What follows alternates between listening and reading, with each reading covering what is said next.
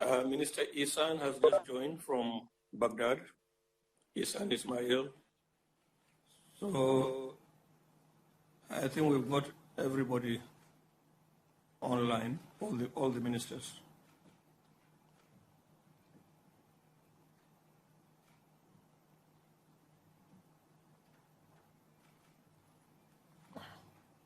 It shows that Ahsan has a bit of a technical glitch. Yeah, we can see he just elected. So as the media. The media, they also have technical glitch? Yes, because they've been desperate to get to know what is happening. So history is in the making. Well, they're here. I can see all of them smiling. I can see Halima smiling.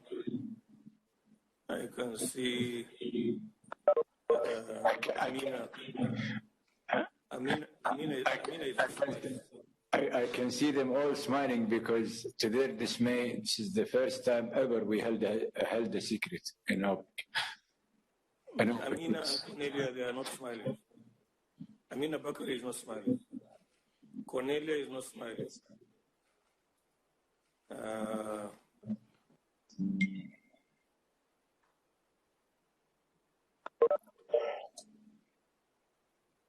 Evia Plus is frowning.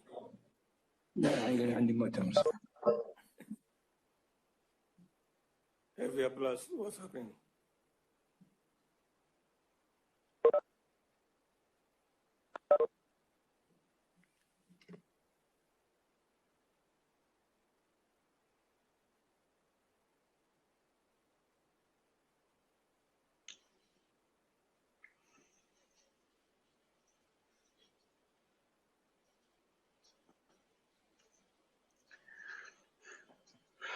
شمك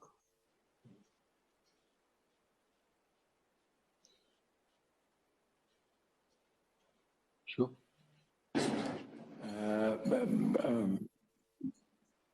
Secretary General, can you get your good staff to reach out to His Excellency the Iraqi Minister? It appears to be that he has a.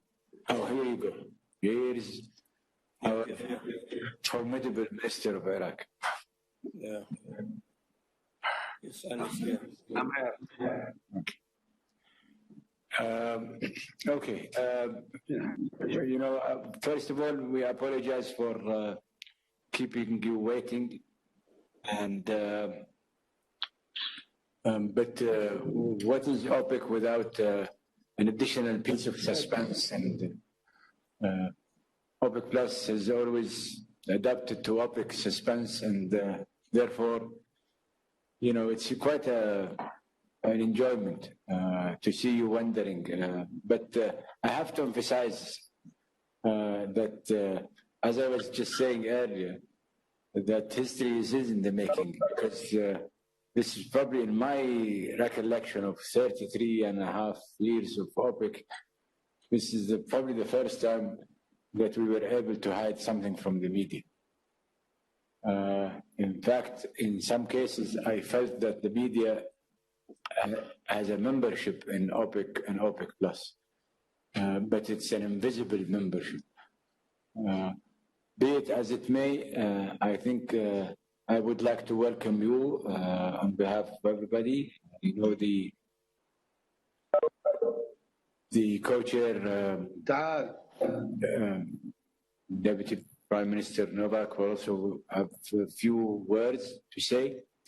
I would prefer, honestly, since it's a bit late for everybody, and since I'm sure that you are waiting anxiously to hear what we've done, so I will leave it, if without much ado, if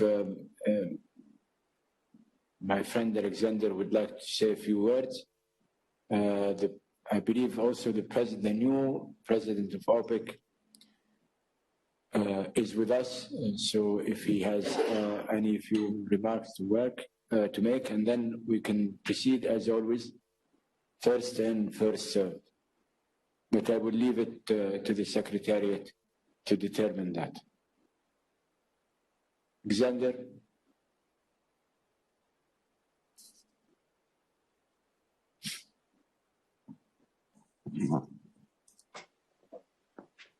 Да, спасибо, уважаемый председатель сегодняшней конференции.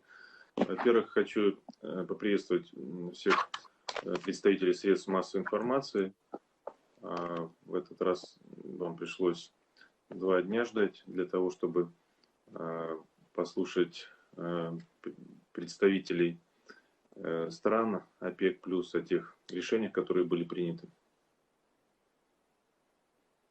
Thank you very much, Your Royal Highness, Mr. Chairman. And I would like to greet all the representatives of the press. Unfortunately, it was a long wait, a 2-day wait, in order to hear the news and decisions which have been reached by the conference. Мы и договаривались месяц назад, в декабре прошлого года. Да, как мы договорились в декабре прошлого года о необходимости ежемесячных встреч, мы провели в течение 4 и 5 января этого года министерскую встречу ОПЕК, стран, входящих в ОПЕК и не входящих в ОПЕК, для того, чтобы обсудить наши планы, как мы договаривались в прошлый раз, о тех решениях, совместных действиях, координации, которые будут на ближайшее время. As we have agreed in December 2020, between OPEC and non-OPEC countries which participate in the Declaration of Cooperation, we have held a regular meeting today, the first monthly meeting, in order to update each other on market developments and decide on the next steps. Ну, как всегда, мы подвели итоги исполнения соглашения за предыдущий период, это ноябрь месяц, он был очень высокий, более 100%, и страны показали приверженность исполнению тех решений, которые были ранее приняты. Вот мы также в течение 2 дней проводили консультации относительно оценки текущей ситуации на рынке и прогнозов на ближайшую перспективу, с учетом состояния рынков, с учетом тех факторов, которые влияют на рынок. Of course, we have done the traditional part. We have discussed the results and conformity for the previous period, which in this case was November. And I can say that the results were very impressive. Conformity has exceeded 100%, and it has shown strong commitment of all countries and all participants to the Declaration of Cooperation. We have also spent 2 days consulting, 2 days on consultations of the current state of the market and our forecasts and what steps we need to make in the future. Я хотел бы поблагодарить всех своих коллег, руководителей делегаций всех стран, особенно председателя конференции ОПЕК+, его превосходительство принца Абдул-Азиза Аль-Сауда, вот, за ту работу, которая проводилась в течение этих 2 дней, и конструктивный подход, направленный на принятие консенсусного решения. I would like to thank all the participants in the OPEC Plus meeting, all the heads of delegations, and of course, a special thank you to His Royal Highness Abdulaziz bin Salman for the work, for the energy, and for the dedication to the common cause, and for the desire to find consensus decisions which benefit all participants. Думаю, что пресс-релиз нашей встречи, он распространен среди представителей средств массовой информации. Я не буду его повторять, вы все прекрасно знаете его, поэтому, на мой взгляд, более целесообразно, вот, если мы остановимся на ответах на ваши вопросы. I will not take your time to reread the press release. I think you're all very well aware of what it says, and you have all seen it. I think the time would be better spent on a Q&A session. Thank you. I believe the president of OPEC is with us. Yes, Minister Azevedo, if you can, if you would like to make a few remarks. Председатель.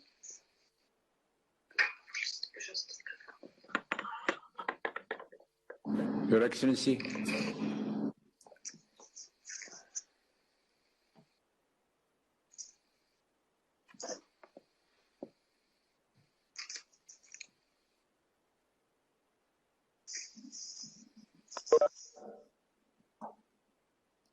We're awaiting your remarks, Your Excellency, because our friends from the media would like to be introduced to the new president of OPEC. Уважаемый председатель, будет ли выступать? Александр Валентинович, выключите, пожалуйста, микрофон.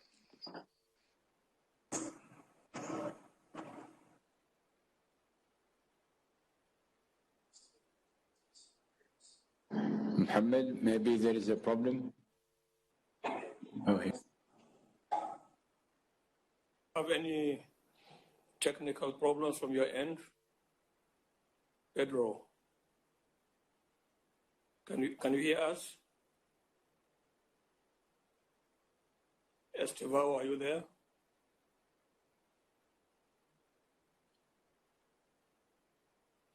There is no response.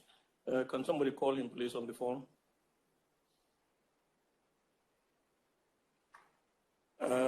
Your Highness, maybe you can continue with other ministers before we get Mr. Azevedo back. Okay. As I said, awaiting the president to make his own remarks, and hopefully would. Yes, we can see him here. Okay. We can see. Yeah, he's here. Azevedo, can you hear us? Demantino, can you see us? I think he cannot hear us.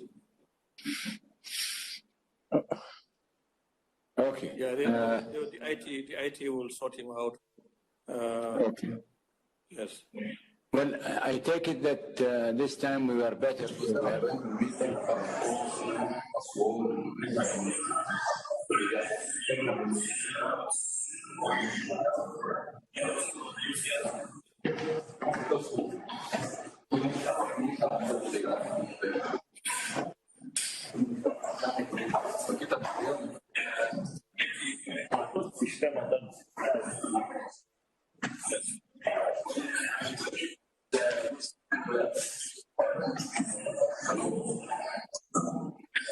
Here comes our president. Yes, please.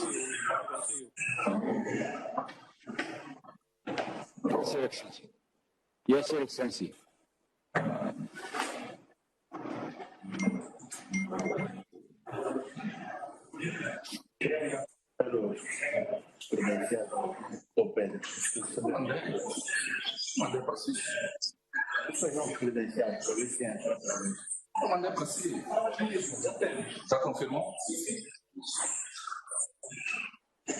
You can speak, Your Excellency.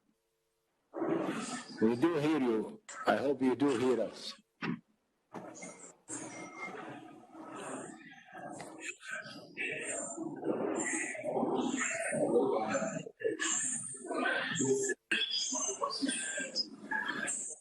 There is so much echo, Muhammad. There's so much echo. Yes, we cannot hear him at all. I think there's a disconnect. There is a disconnect. He cannot hear us and we can't hear him. We do hear you, Your Excellency.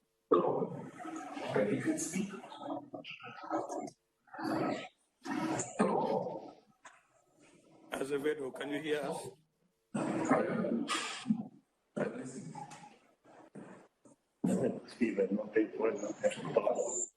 Deixa eu explicar para o ministro que não consegue ouvir. Então, não é Hello. Yes, hello. Hello. Can you see me?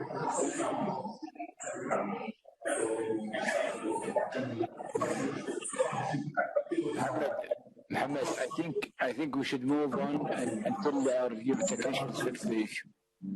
I think so too.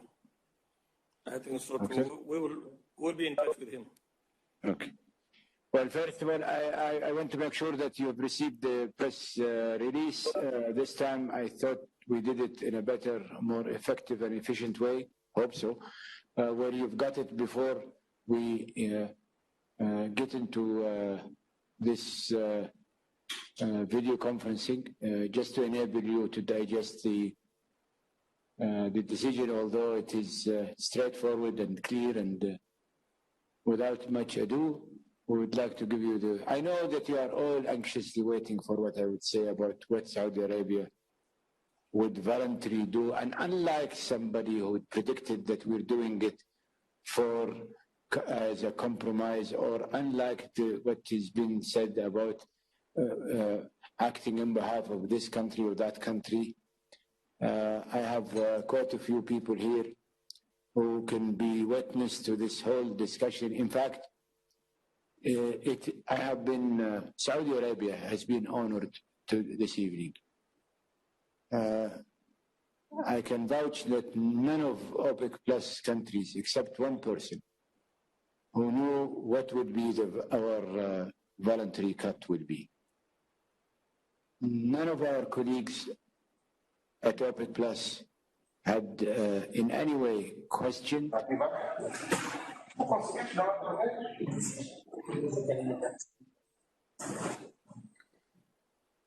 none of our colleagues at all in OPEC Plus had questioned or asked or desired to know or questioned even the total amount or the assumptions that we were making, last of which was a few minutes ago. I told our colleagues that I think the word trust us. We will support you. We will support the market.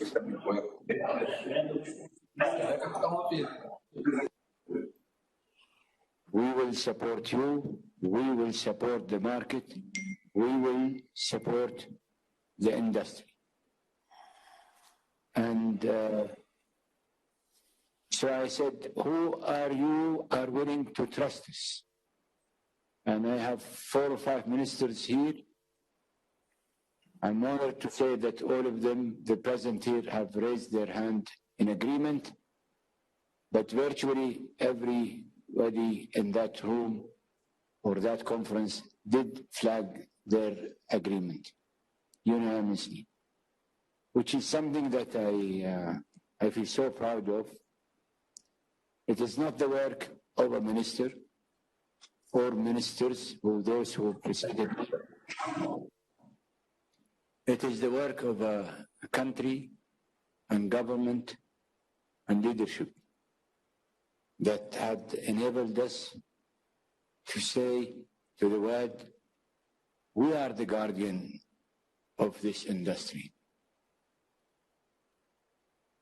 And because of that,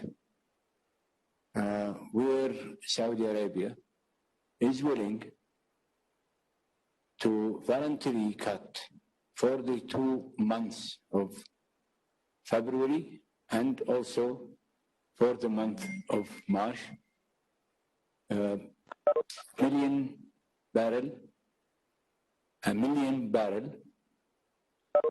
including our cut with our friends and colleagues for the month of February and March. Therefore, our production as Saudi Arabia will be around 8.125 million barrels effective 1st of February all the way to end of March. We do that willingly, and we do that with the purpose of supporting our economy, the economies of our friends and colleagues, the OPEC Plus countries, for the betterment of the industry at all levels, including the service sectors.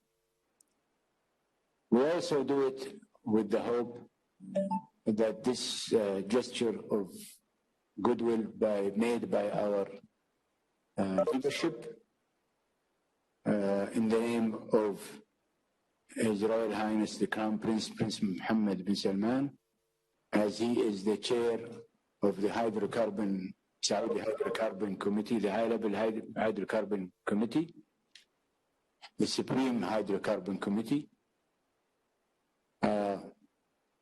We take it also that this gesture of goodwill would not go in vain. It would help and support our friends and colleagues to continue this unprecedented commitment of achieving 100% compliance, and also will lend support to those countries that are still trailing with their compensation to do well with their commitments to compensate over the next 4 months, that is January, February, March, and April. If we can all deliver that, I think we will be doing ourselves and the industry a great service, because we will be destocking inventory at a more precipitous pace, which would help us all to attend to this market with all these potential uncertainties, which we all are hoping that it doesn't occur.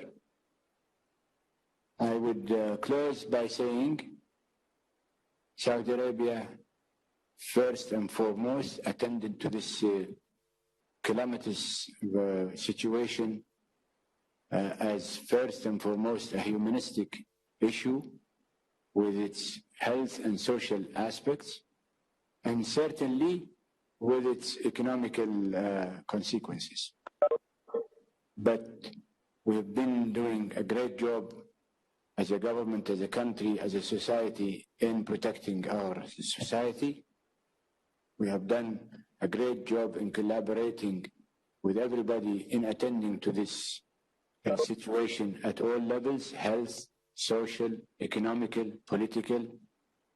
And I can bring a testament to that, what we have delivered during our G20 presidency.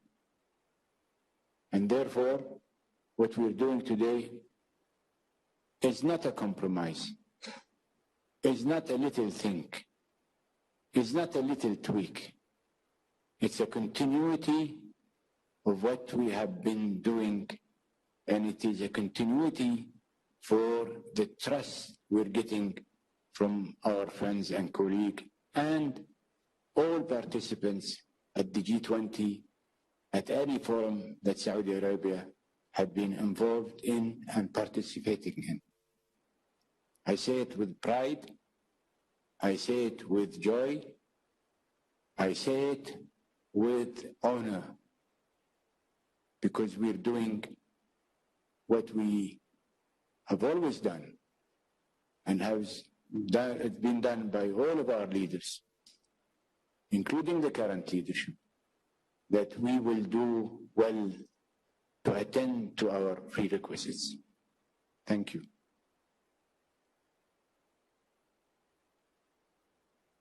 Any questions?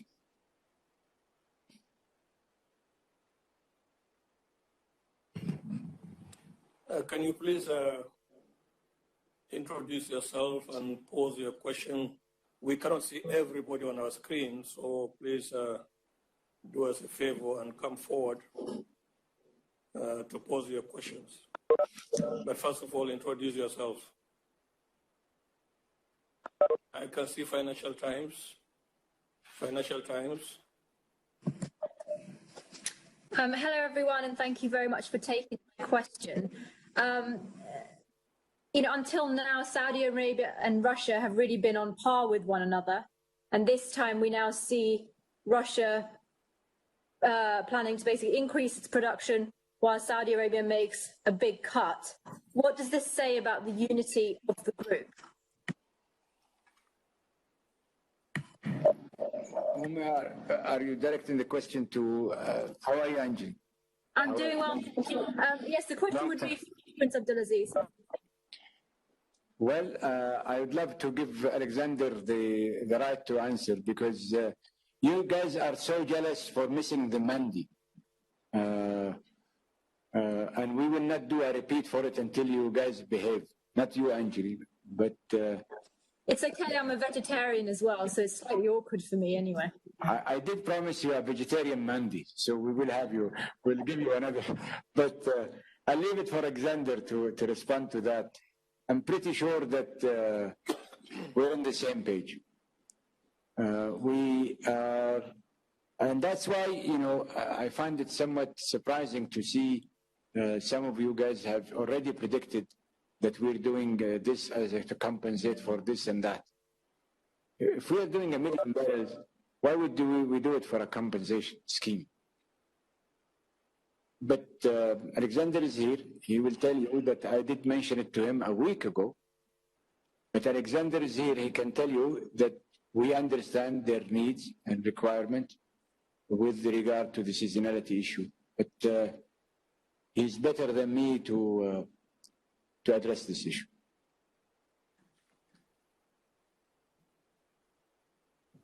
Спасибо. Спасибо большое. Думаю, лучше самого министра вряд ли кто-либо ответит на те решения, которые он только что озвучил. Потому что, как он отметил правильно, об этом только знал один человек, наверное, видимо, он. Вот, поэтому это такой, видимо, новогодний подарок, который для нефтяного рынка сегодня преподнесен, для того, чтобы снизить добычу, снизить остатки более быстрыми темпами.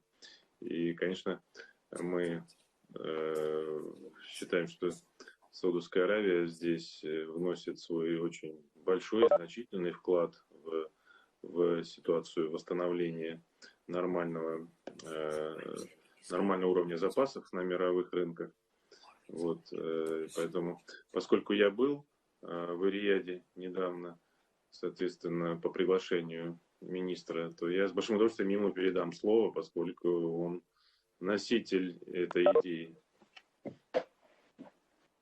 Well, thank you very much. Thank you very much, the representative of the press and Your Highness. I mean, to be honest, I think there is no one who can better answer that question than His Royal Highness himself, as the bearer and the father of this idea. And I think it's a great New Year present, basically, to the whole oil industry, and a great contribution by the Kingdom of Saudi Arabia for faster, speedier, and more consistent inventory draws, which would help to faster stabilize the market. As I was in the Kingdom of Saudi Arabia in Riyadh just recently, and I was the guest of His Royal Highness, and once again I witnessed all the hospitality.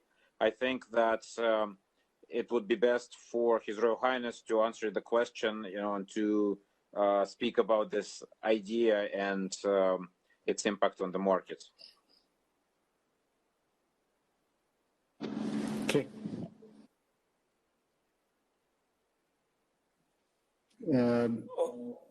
Mohammed is wondering. Yes, we can see Amina Bakari. I can see you, and I can see Halima Croft. So you can pose your questions, please. Sure, thank you. My question is to His Royal Highness. Will other countries be also offering such voluntary cuts, or is it just Saudi Arabia? Thank you. No, we are doing it unilateral. We didn't ask anyone. We made it, this is a unilateral decision emanating from our own desire to help and support, as I said. We did not ask any country for coming forth to do any voluntary cut. This is a homegrown idea. And this is a totally and absolutely a leadership idea that we are executing. And I'm proud to be working under this leadership that really there is no other way of testifying that this leadership do take into consideration all aspects.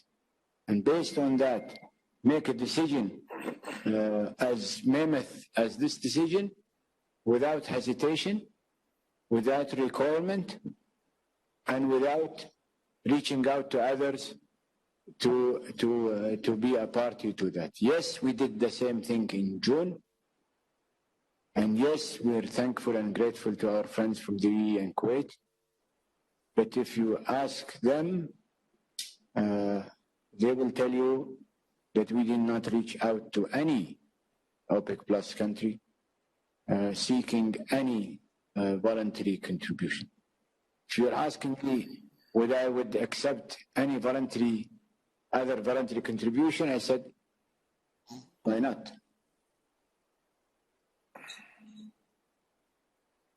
Okay, Halima. Great, thank you so much, and Happy New Year to everyone. Your Royal Highness, you could potentially make the argument that this is an especially sweet gift to U.S. producers. But the question I was going to ask you is that you always sort of pride yourself on being very forward-leaning when you think about the market. How are you thinking about sort of additional OPEC supplies coming on the market this year? Are you already starting to prepare for a potential new supplies coming from some key producers that have been offline because of sanctions policy? Thank you. Well, we will deal with it when they come. What we have now is a current situation that we need to be proactively engaged, and we should be in a preemptive mode to ensure that, consistently I've been talking to you about inventory. We have succeeded this time around. I don't know where it appeared in the press release, but I think you would see it, that we converged on the idea that we should look at the average of 2015, 2019 as a way to measure up for how much we are achieving to bring stocks to this so-called range. That is another success of this meeting. It's probably gone unnoticed, but it is. Because for us, 2020 is an extraordinary off-mark year, and therefore it should not be included. We also said totally goodbye to 2010 and 2014 because it is truly obsolete. So if you look at the corridor of 2015 and 2019, you would know that you need to work hard in bringing stock lower to ensure that we are prepared for all of these eventualities, possible eventualities, I would say. And therefore, we will be much more prepared, and therefore also attending to these things earlier will give you a much better room in the future to maneuver with how things may evolve. Typical prudence, as you've known us as Saudis. And Prudence, by the way, prudence is part of our Bedouin DNA. And Marie Bloomberg. Hi, Happy New Year. Thanks so much for doing this.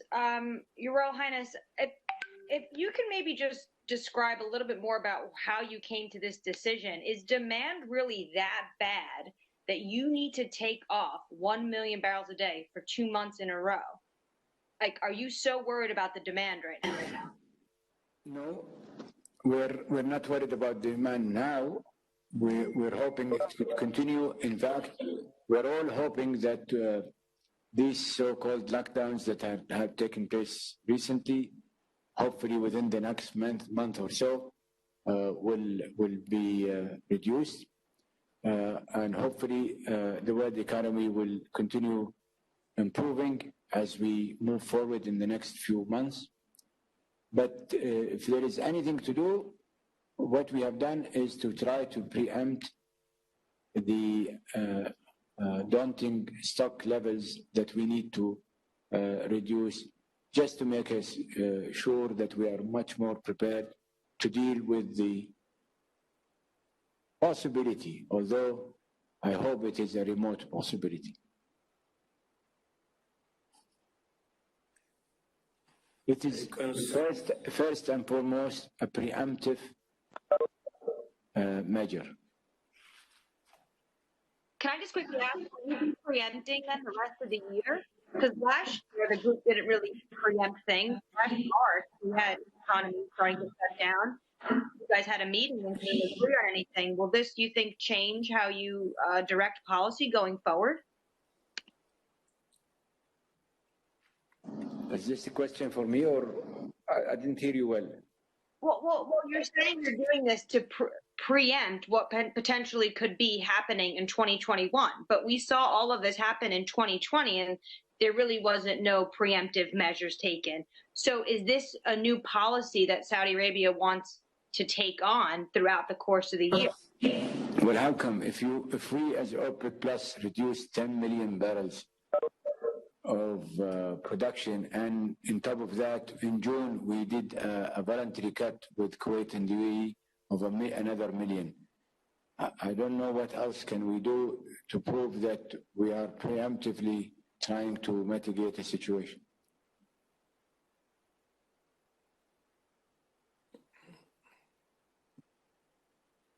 Yeah. I can see Tas Luli from Tas. Can you hear me? Yes, we can. Yes, thank you. Thank you for having me, and Happy New Year to everyone. I would like to address my question to His Excellency Alexander Novak, and let me please speak Russian. Alexander Valentinovich, почему так Россия настаивала на увеличении добычи, как мы понимаем, на 500 тысяч баррелей в феврале?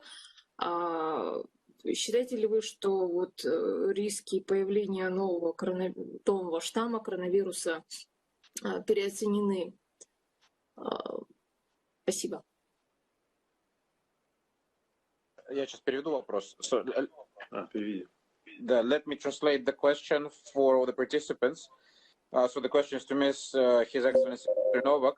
According to the question, why has Russia insisted on, as Yulia understands, a 500,000 barrel per day increase in February? Do you, Mr. Novak, believe that the risks of the new strain of the coronavirus are overestimated?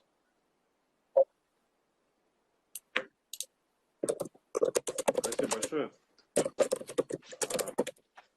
Ну, во-первых, я хотел бы сказать, что мы еще месяц назад на декабрьской нашей встрече говорили и все приняли решение о необходимости постепенного достижения параметров, которые обозначены в сделке. А сделка, как известно, у нас было предусмотрено увеличение объемов добычи на 2 миллиона баррелей с 1 января, но мы тогда приняли решение делать это плавно и оценив ситуацию на рынке. Поэтому мы и сегодня на заседании министерской встречи еще раз подтвердили, что нам нужно двигаться в этом направлении. Well, first of all, I would like to say that back in December, 1 month ago, when we were meeting and discussing the what should be done next and how the market is faring, we have decided that basically we should stick to the initial parameters of the Declaration of Cooperation, which stipulated a return of 2 million barrels to the market, but at the same time, considering how fragile the market is and all the underlying risks, we have decided to put these volumes back gradually, not immediately, to avoid any problems. Today, we have also confirmed once again the movement in this direction. Да, кроме того, мы видим все-таки, что самая худшая ситуация уже позади, это 2020 год, это апрель-май прошлого года, когда спрос падал на 25-28 миллионов баррелей в сутки, и он постепенно восстанавливается, несмотря на все неопределенности и несмотря на локдауны новые, но мы видим, что и локдауны, они на сегодняшний день не такие жесткие. Поэтому, конечно, мы считаем, что нам в перспективе нужно постепенно, учитывая текущую ситуацию на рынке и мониторя ситуацию, двигаться вперед по восстановлению той добычи, которая была очень сильно снижена по отношению к нормальному нашему уровню. И это запрос отрасли, запрос нефтяных компаний. И, конечно, надо делать это очень осторожно, чтобы не нарушить ситуацию на рынке, не иметь там несбалансированного рынка. Это такой процесс, который нужно постоянно мониторить и принимать правильные решения. И в то же время нужно, конечно, стремиться и к снижению излишков на рынке. So we also, having analyzed the market and tracking it very closely, we also believe, and well, we see indications of that the worst seems to be behind us. The worst, which I'm referring to, is the period in April-May when we have seen demand collapse by as much as 25-28 million barrels per day, according to some estimates. At the same time, we are seeing continued recovery in the market, and despite new lockdowns and a growing number of coronavirus infections, we still see that all these restraining factors are not as harsh as they used to, and they're not having such significant impact on mobility and on demand, although they're still very significant. This means that in perspective, we believe that we should be moving forward with what has been decided at the initial phase of the Declaration of Cooperation back in December, i.e. gradually easing restrictions and returning volumes to the market. But because, I mean, that's what the industry demands, that's what consumers demand, that's what the market demands. But at the same time, once again, it has to be said, and I would like to be very specific here, is that the market is still very fragile. There's still a lot of uncertainties. And all our steps should be very carefully placed, very carefully analyzed, and they should be very, I would say, flexible in the sense as not to distort the market or not to disbalance it, because the ultimate goal is still to reduce inventories and to make sure that inventory levels are normalized.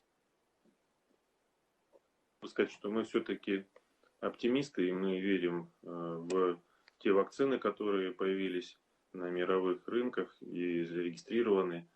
Я напомню еще раз, что первые две вакцины были зарегистрированы в Российской Федерации. Сегодня они активно используются не только в России, но во многих странах.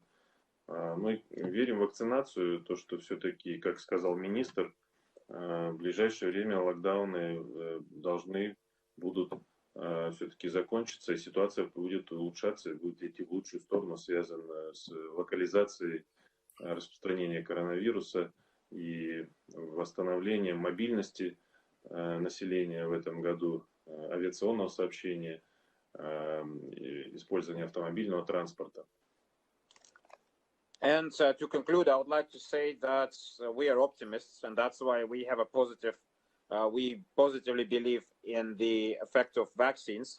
I mean, I would like to remind everybody that a huge global vaccination effort and campaign are underway, and they're already picking up pace. And the first two vaccines have been registered in Russia, and they're also already actively being used, and they're showing and proving to be very efficient. So I would like to say that, as His Excellency, His Highness has said, that lockdowns at some point would be lifted, and mobility and air travel and other factors contributing to economic recovery would start to reverse in favor of the market. So we believe that we're on a positive trajectory, and we're optimistic about the outlook. Thank you. If I may just also emphasize for all of you that apart from the million barrels that we will voluntarily reduce, others are going to be voluntarily reducing 425,000 barrels in the months of February and March.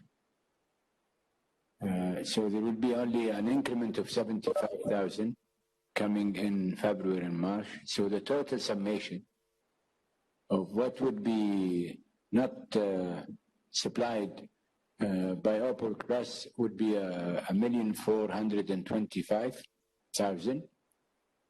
and plus what would come out of the compensation scheme. And that's why I've asked our colleagues from Iraq, Nigeria, and Kazakhstan to be part of this video conference or media conference to share with you their thoughts and ideas of how they will be compensating in the next few months. So can I ask you, Hassan, are you with us or not? I can see his name on the screen, but Mr. Sylvia, can you come to the forum, please? Thank you very much, Your Highness.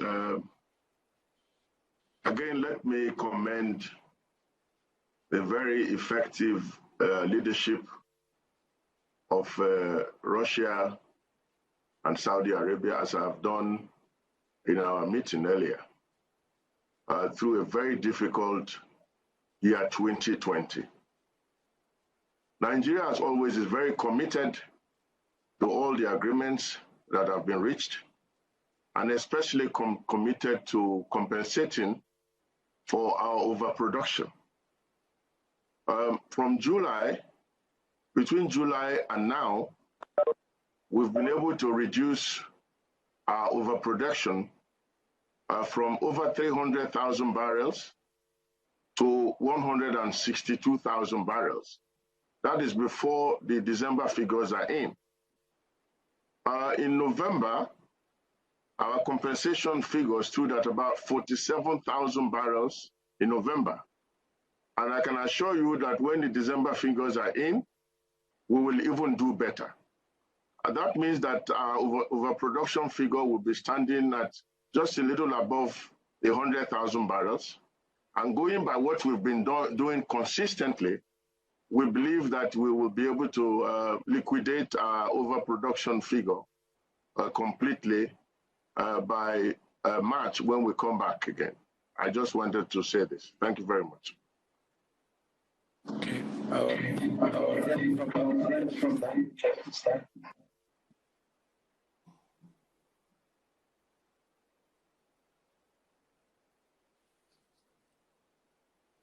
Добрый вечер, уважаемые коллеги. Мы подтверждаем свою приверженность к выполнению обязательств соглашения. И с учетом этих принципов мы подтверждаем, что и впредь будем прилагать усилия, чтобы компенсировать те показатели, которые мы обязаны компенсировать по сегодняшний день. И хотел бы отметить, что сегодняшнее решение ОПЕК+, оно показывает, насколько сбалансировано и принципом взаимопонимания принимается решение в рамках ОПЕК+. Спасибо. Good evening, dear colleagues. I would like to reiterate and reconfirm the commitment of Kazakhstan to the agreement, and that assure that we will put our utmost efforts to compensate and fulfill our obligations. And I would like to comment on today's decision of the OPEC and OPEC Plus on their understanding and cooperation and mutual understanding of our positions to the principles of proper communication and cooperation, and making the decision that is beneficial for all.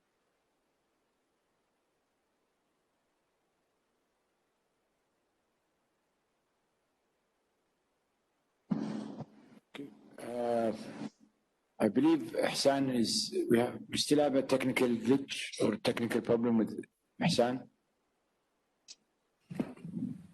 I think Mr. Azevedo is ready. His technical issues are resolved, he told me. We can hear him at least. Thank you, Your Excellency, Your Highness. Thank you to to all what you did to OPEC and OPEC Plus. And there's a real thanks today for the shock you did, positive shock you did, for the offer of the Kingdom of Saudi Arabia that will add a positive position to OPEC in balancing the energy market. Iraq is doing, we're doing our best under your management leadership in OPEC to achieve this target and return to the market balancing. And really it was hard work for all of us with this challenging. Iraq, inshallah, will be committed to take its role and make the balancing and compensation for the deviation of our OPEC share or share. And within the next month, we'll do our best, especially there is a good changing in the administration with KRG and the relation with KRG about that. Thank you, Your Highness. Thank you very much. We wholeheartedly did this with these assurances. I believe that what we have done today in terms of this voluntary cut, along with the all of our colleagues have foregone an incremental increase in February and March. And if, and I'm sure, and I have no other reason but to believe that what our friends here had mentioned to you today is, first of all, a testament for our resolve of bringing balance to this market as soon as possible. Certainly, we would hope that we would be helped by a better growth to the world economy and a better and more resilience in mobility, hopefully with the spread of the vaccinations. I want to tell you also another story in Saudi Arabia. We have dropped below the 100 new cases over the last few days. People in intensive care, I think the number had dropped to about 300 something. So we have a very proud, healthy record. We are vaccinating now in masses. And we are protective to our society, and we give health a priority than anything else.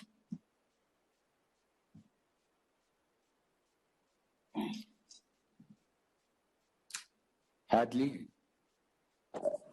Happy New Year. It's great to see everybody. We have missed your bubbliness. I missed you as well. I miss Saudi Arabia. Your Royal Highness, this question is for you. Congratulations, first of all, on this historic Al-Ula agreement, bringing Qatar very much back into the GCC fold. I just had the chance to speak with your foreign minister a few minutes before this OPEC press conference got started. My question is a bit about security at this point. The Crown Prince Mohammed bin Salman has really characterized this historic agreement in Al-Ula as one that unites Gulf Arab countries against the threat of Iran. We've seen an uptick in attacks on Saudi installations, and certainly the seizure of the South Korean tanker about 48 hours ago is a level of concern, a heightened level of tension, according to your foreign minister.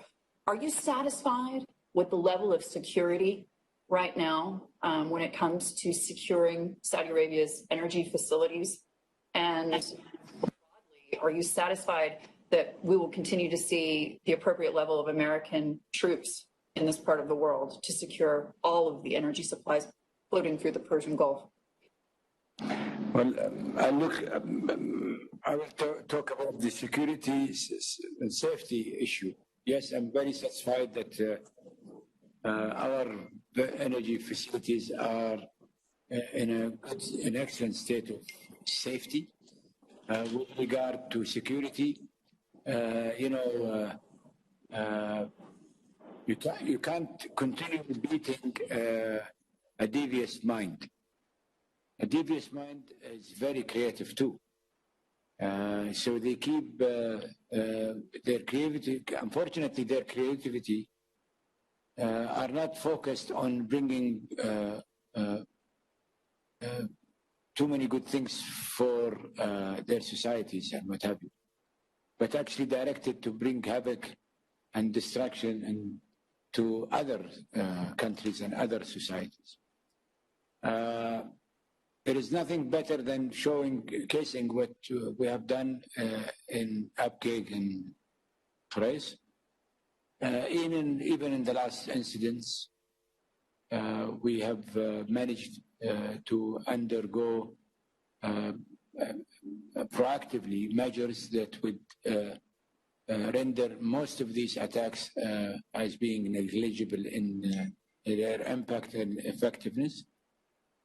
And we should continue to do so. It's a challenge, but we're living up to the challenge. And let's hope somebody is wise enough and pause and think again of what benefit it would deliver to people and to the world, distorting and destroying or impacting the lifeline of the world economy, fiddling or playing or impacting or distorting or disturbing or destroying facilities that brings the world economy with energy supplies is no longer an issue that Saudi Arabia alone needs to relate to, but the whole world needs to relate to. By impacting Aramco facilities, or our production facilities, or our export facilities, or our refining facilities, you are impacting the lifeline of the world economy. And that's why, what they do, when they do, they just enhance the world resolve in trying to contain their malicious capabilities and malicious intents.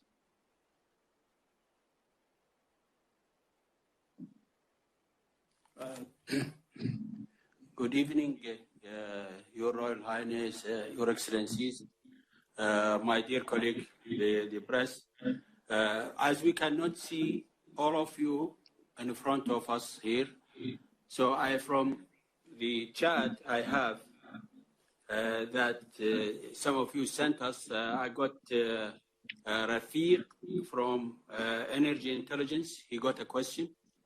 Rafiq, please, are you there? Yes, hello, Sahlan. Yeah, go ahead, please, and ask your question. Thank you very much. Happy New Year to you. Minister, I was wondering if you see any risk in this special preferential treatment for Russia and Kazakhstan might be the thin end of the wedge, and others might ask for similar exemptions. There is so much echo at your end, Rafiq. I didn't hear you well. I was wondering if there was any concern that the preferential treatment given to Russia and Kazakhstan might be taken as a thin end of the wedge and might encourage others within OPEC Plus to also seek exemptions. No. Last night and today it was reaffirmed by everybody that everybody was willing to maintain our course. Those of us who believed on the idea of rolling over without incremental increase were doing it willingly last night.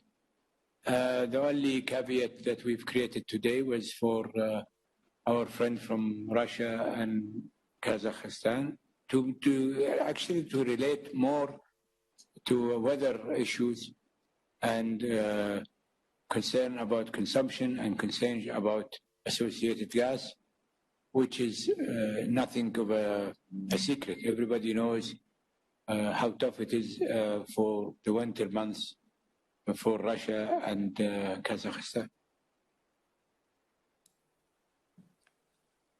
I don't hear you. I don't hear you, Rafiq. I don't hear you, Rafiq. Just to be greedy, with this $1 million a day cut, it's really taken the ball by the horns. Have you got a figure of how much you expect to take out from inventories? Very simple. You look at the 1 million plus the 425 plus the contribution of the compensation, add them up, and you will have that number for 2 months. Right. So I'll have to get your head. I have to get you to work. You know. Yeah. Helena, you can help you enough, or I can see my old pal Mike Rothman here. Well over 1 million barrels. 100 million. See, fantastic. And look at the average of 15 to 19. Hallelujah.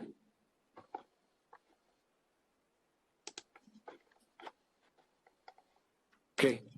Hassan, can you... Thank you, Your Royal Highness. Also from the chat, we are seeing, we have question from Argus. Roxandra, are you there? Roxandra.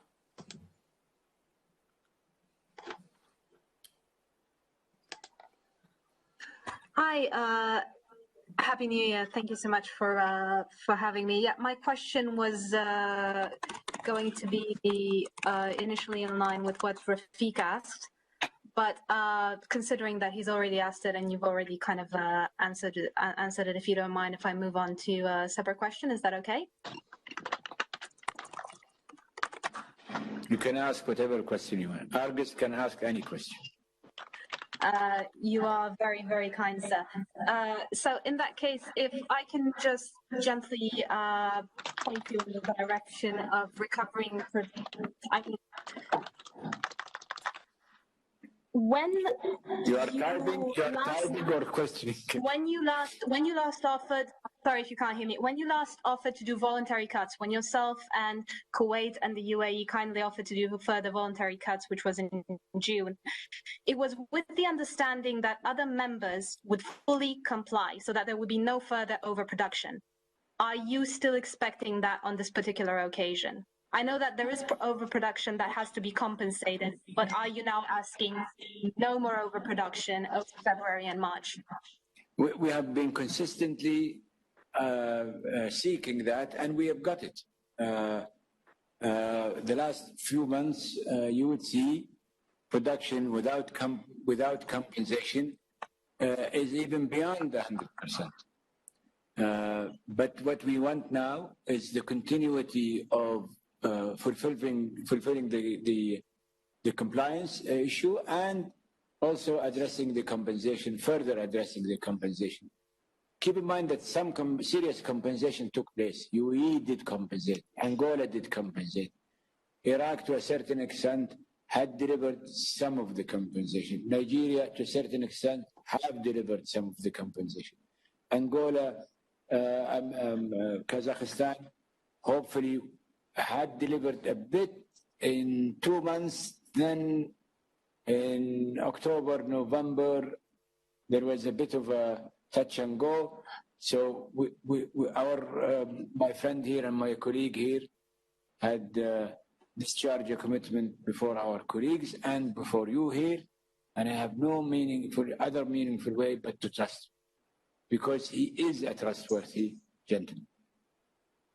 So you don't consider this has any chance of sending the wrong message that you will always step in and do more? No. You know, singing and swinging and winging and twinging are all over. It's gone. I am sure Brian will use it tomorrow in your swinging and singing. You know, I should have developed it in a better way, but I remain to be improved. So it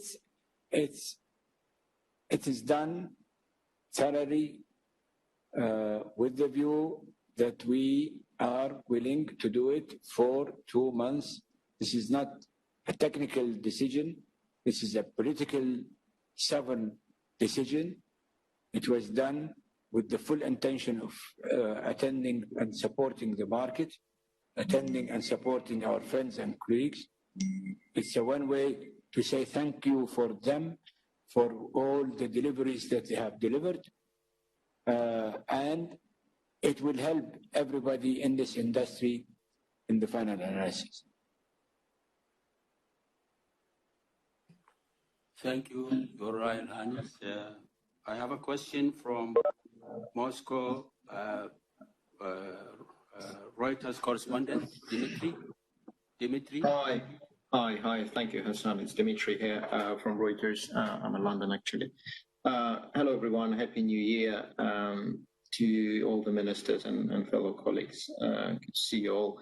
I have two very quick questions, Your Royal Highness, if possible.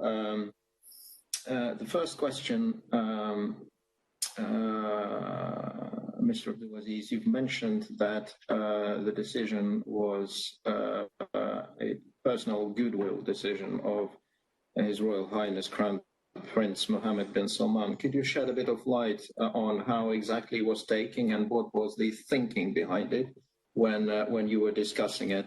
And if possible, my second question, if I could come back to this fantastic barbecue that you keep bringing on with us, which is, we all saw the pictures from the barbecue, etc., and you told us that Saudi Arabia has not discussed the issue of voluntary cut when Mr. Novak came to visit Saudi Arabia. But if I was Iraq, or if I was the UAE, I would be certainly wondering, looking at these fantastic pictures, how come Russia was allowed to increase output and I wasn't? So tell us a little bit how the discussion shaped today and what was your fellow colleagues asking, because I've been covering OPEC long enough to sort of figure out that this will be a recurring issue. Why then and not me? Thank you. Well, you know, there is always a first. So it's good for someone who has been following OPEC Plus for all of this year that I would use the old President Bush line, you know, watch and learn. So it's good that we provided you with another learning lessons on how to conduct ourselves. It is not true that Alexander was not aware of it. He was aware of it. And more important, I would say, he was asking us not to do it. And we said, no, we will do it. This is profoundly a decision by our leader of wanting to support the market and wanting to support our colleagues and wanting to support the industry. There is no crime about it. Did I talk to Alexander about this when he was visiting? You know, I hate to disappoint you guys, but you know, we're so close friends. We're pals. And pals don't share all of their stories with everybody. They keep some stories for their own selves.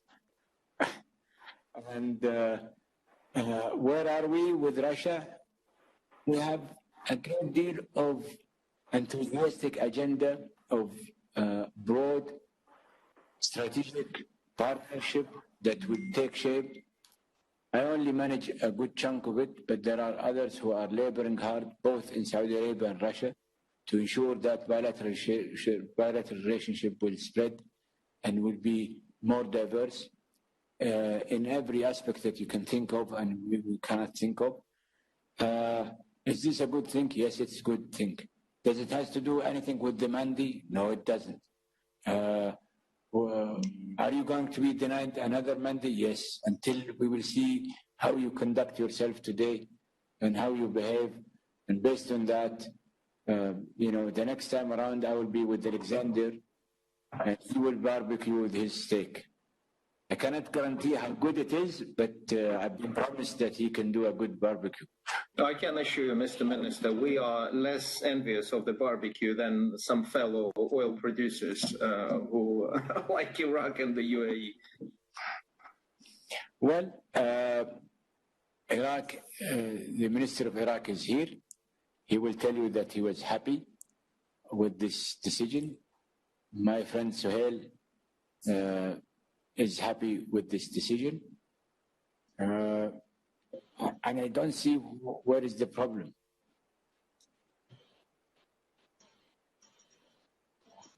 I'm certainly not suggesting there is a problem. I'm suggesting that some people have been allowed to increase this time and others haven't. So, I mean, to me, it's new, interesting territory. So, very exciting territory. The way you are describing it, it looks as if we are allotting volumes. And the fact of the matter is that it is not by allotment. It is about consensus. There are those who did not want to increase, and there are those of us who wanted to increase. We asked them to increase, but slowly. And we kept, and those who didn't want to increase kept wanting not to increase. And here comes Saudi Arabia, not only did not want to increase, but actually wanted to reduce. Any problem with that? I have no problem with anything whatsoever. Yeah. Michael Rodman. I have to give it to Michael Rodman. He's a good old friend of mine. He and I knew, Brian, I'm sorry, but Mike and I, we go along back in the 80s when we were attending to OPEC meetings out of the Marriott. For God's sake, if somebody lived in that Marriott, he can, well, I don't want to talk about Marriott, but anyway. Mike, can you go? Thank you, Your Highness. Very good to see you. And yes, we started attending OPEC meetings together in December 1986, and I remember it very fondly. The question I have is actually for you, Your Highness, which is the change in the inventory target has an implication for the average oil prices. The 2010 to 2014 period, that level of inventory saw Brent crude average roughly $102 a barrel. For 2015 to 2019, that level of inventory saw Brent crude prices average about 57. So can you speak a little bit about this shift in the target for storage levels? Thank you very much.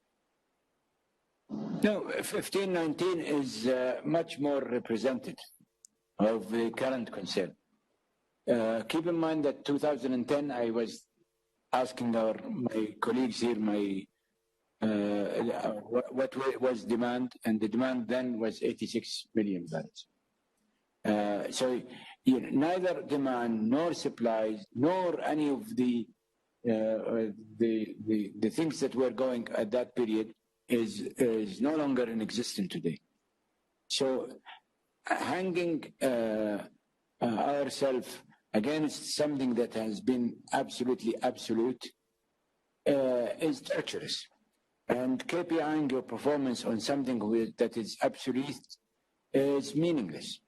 And therefore, to us and to the group, actually, because it was the work of the JTC that agreed to that KPIing our performance to a 15 to 19 period is much more realistic.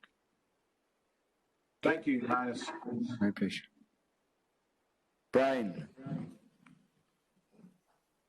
Well, thank you very much, Your Highness, and again, congratulations again on this deal. You said you had a surprise, and you weren't kidding. And yes, I'm going to use winging it, swinging it, and twinging it on the show tomorrow. Do not worry, that was a nice line.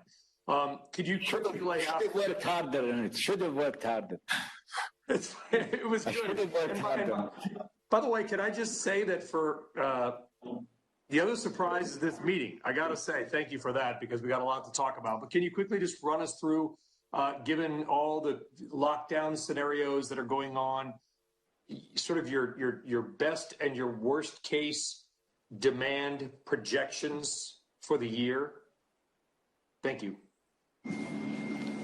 To be candid and honest, I don't work on this basis. I have this so-called, if you could call it, although sometimes I'm not sensible, but I claim that I have this sensibility tentacles. And my tentacles, when they start moving around, then I know there is something happening. And what is going on now is lockdowns and this and that. So immediately my tentacles tells me, take a proactive and take a preemptive action. This is what these tentacles told me in January last year. Now, the situation today is absolutely not in no way close to where we were in the beginning of last year, because of the whole world got to know how to manage lockdowns and to make sure that lockdowns do not affect the economy as it did the last time around. Vaccination is there. Lots of things, and the learning curve on how to handle this situation has improved, like God knows, 100-folds. So with these current lockdowns seriously impact the world economy, they may, but not necessarily in the same size magnitude that we have seen back in March, April, May, and June. Isn't it better to be doing things in advance? Yes, we should, and this is what we've been arguing. In fact, what we have done today is a testament of that. Are we going to be wrong if the whole thing did not cascade into a situation of lower economic growth and lower economic activities? Is this going to be a bad decision? No, it wouldn't. It will just even expedite more sustainability and stability to the oil markets. So it's a win-win situation. If things go south and sour, which we don't believe it would and should, we've taken a preemptive action. If it doesn't, it just expedites the balancing of this market.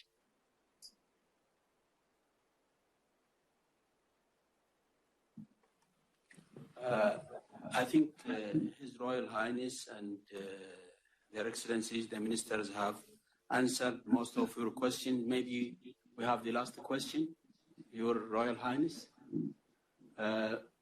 from Interfax. Interfax. We have a chat through chat that Interfax want to raise a question. Hello, do you hear me?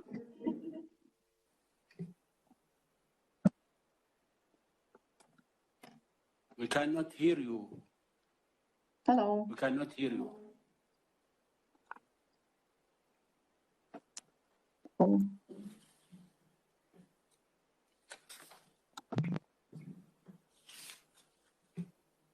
Cannot hear you.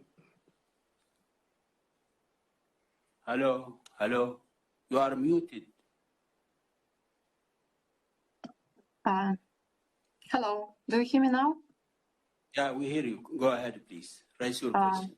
Thank you so much for this possibility, and Happy New Year to everyone. And I would like to ask Mr. Novak, if it's possible in Russian. Александр Валентинович, добрый вечер. У меня два вопроса. Насколько Россия уже увеличила добычу нефти с января? И второй вопрос. Грозит ли России какими-то ограничениями дополнительными в будущем, с учетом того, что сейчас мы увеличиваем добычу, а другие страны ОПЕК плюс не увеличивают? Придется ли нам сокращать или в какие-то времена держать добычу на зафиксированном уровне? Спасибо.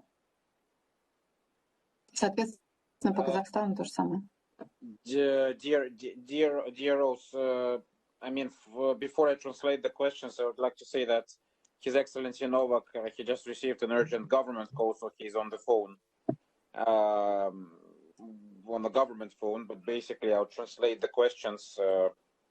Maybe His Highness will answer this question, the second question. You caught me off guard. What was your second bit of the... I'll translate. Yeah, that's because my Russian has not improved yet. Mr. Novak, Here you go. Here comes Johnny. Alexander is here. No, just a second. I'll first repeat the questions to Mr. Minister. How are you going to translate "Here comes Johnny"?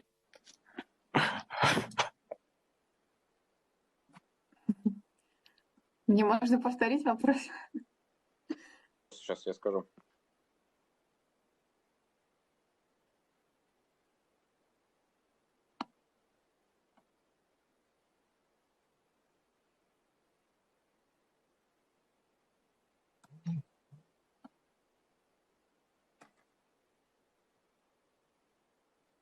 English translation of the questions and of His Royal Highness's question. Here comes Johnny.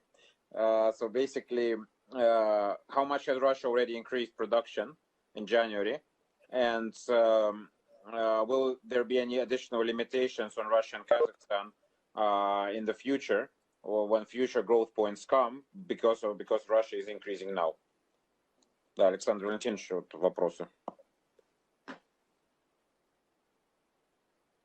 Да, спасибо большое. Мы сокращаем в соответствии с принятыми на себя обязательствами и строго идем в рамках тех квот, которые предусмотрены действующим соглашением.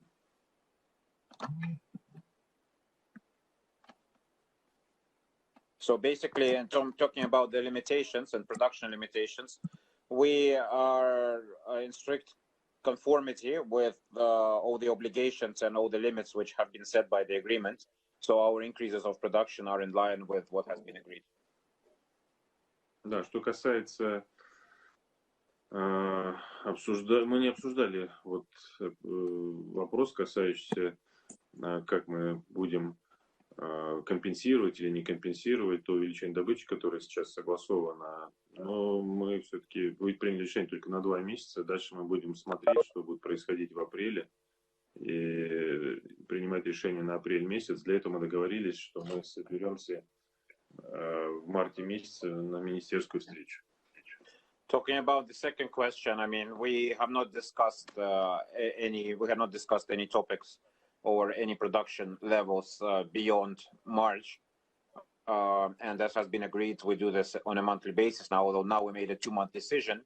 And so in regards to future numbers, we are going to sit down in March and discuss what happens in April.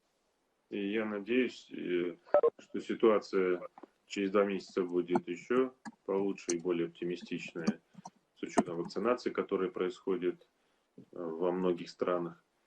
И поэтому мы надеемся, что с учетом этого у нас появятся перспективы для того, чтобы продолжать восстанавливать добычу. Но, конечно же, это все происходить должно по мере роста спроса. And when sitting down to discuss April numbers in March, I'm once again optimistic, and I hope that the market would be even would be stronger than it is now, and that would allow the group of countries to further ease production limitations. Although I have to once again state that any increase in production have to be aligned with demand growth. So first there has to be an improvement in the market and demand in order for easing to happen.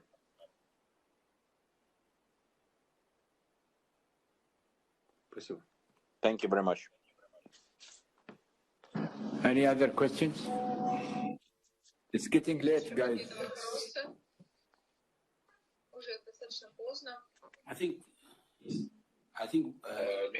all of the questions have been asked.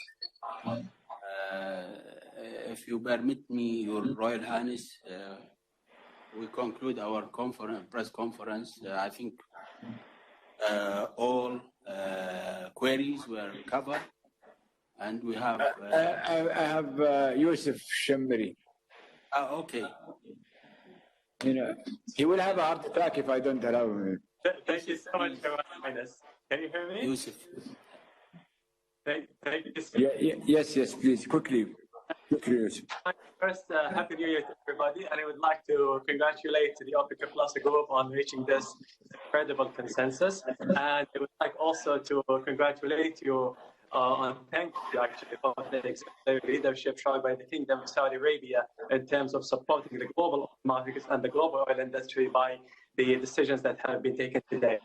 My question is simple. Now looking into the year 20, the demand scenarios, will voluntary cuts be dependent on the demand projections? Like, can we see more voluntary cuts beyond March if demand improves? And if demand doesn't improve, can we see the voluntary cuts going beyond March? Thank you.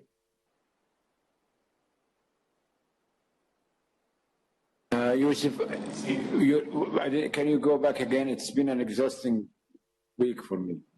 Okay, the question is, do you think the voluntary cuts can go beyond March if the demand doesn't improve? And can we see also Saudi Arabia, for example, restoring normal production levels if the demand comes up to the projected levels? It will be a collective effort. Okay.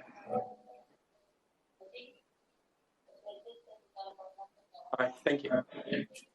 Thank you. Adios, amigos. Please be graceful. If you're still interested in the Mandi, I cannot offer you anything than just another Mandi to be attended to. Brian, I could bring it to your show. But you'll have to eat it with your hand, Saudi style. Not Gangnam style, Saudi style. Also Arabic style. I'll do it, no problem. Sounds good to me, Your Highness. Thank you. Good to be with you guys, and Happy New Year, and hope to see you soon, inshallah. Shukran. Thank you. Bye.